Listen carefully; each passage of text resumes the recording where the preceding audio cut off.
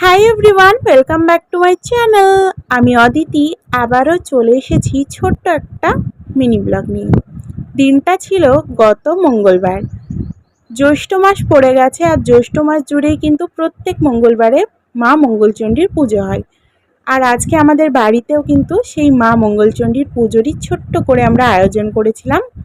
সকালবেলা ঘুম থেকে উঠে স্নান করে চলে গিয়েছিলাম ঠাকুর ঘরে গিয়ে এখানে আমি প্রথমে একটু আলপনা দেওয়ার চেষ্টা করছিলাম, যদিও আমি খুব একটা ভালো পারি না, যেমনটা পেরেছিলাম তেমনই একটু দিয়ে দিয়েছিলাম।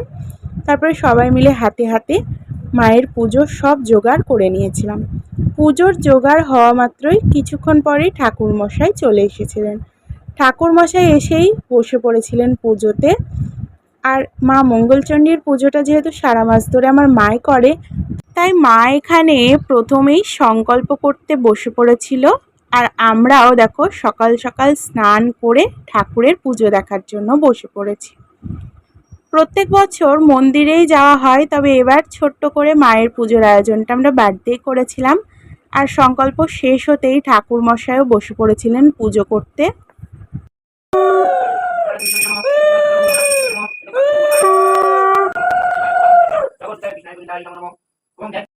তারপরে শুরু হয়ে গিয়েছিল মায়ের পুজোর আরতি।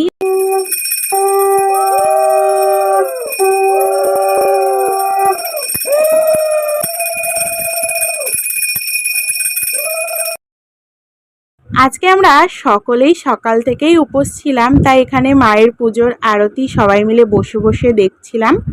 আরতি শেষ হওয়ার পরই কিন্তু ঠাকুর মশাই আমাদেরকে দিয়ে দিয়েছিলেন ফুল।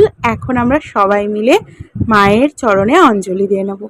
যদিও আমরা মা কালীর নামে অঞ্জলি দিয়েছি, কারণ আমরা যেহেতু মঙ্গলচণ্ডী পুজো করি না, তো মা মঙ্গলচণ্ডীর অঞ্জলি দিয়েছিল। দেন পুজো কমপ্লিট হয়ে গিয়েছিল। তারপর চলে আসলাম একটু রান্নাঘরে, আর এখানে মা বানিয়েছিল একটু গুড়ের শরবত, সেটাই একটু সবাইকে দিয়ে দিলাম। তারপরে আমি একটু টেস্ট করলাম, বেশ ভালোই লাগলো উপোস করার পর একটু শরবত খেতে। তারপর আবার ঠাকুর ঘরে চলে গিয়েছিলাম, গিয়েই ঠাকুরের পুজোর সব প্রসাদগুলো যেগুলো আমরা দিয়েছিলাম ওখানে, সেগুলো একটু তুলে তুলে বাইরে নিয়ে আসলাম। বাইরে নিয়ে এসে এখানে দিদি সব ফলগুলোকে কেটে পুজোর প্রসাদ বানিয়ে নিল। তারপরে সব বাড়ির সকলকে প্রসাদ দেওয়ার পর আমরাও একটু প্রসাদ খেয়ে নিয়েছিলাম। আর এই পুজোতে না একটু চিড়ে দই প্রসাদ করে, যেটা খেতে হয়, তো সেটাও একটু খেয়েছিলাম অল্প।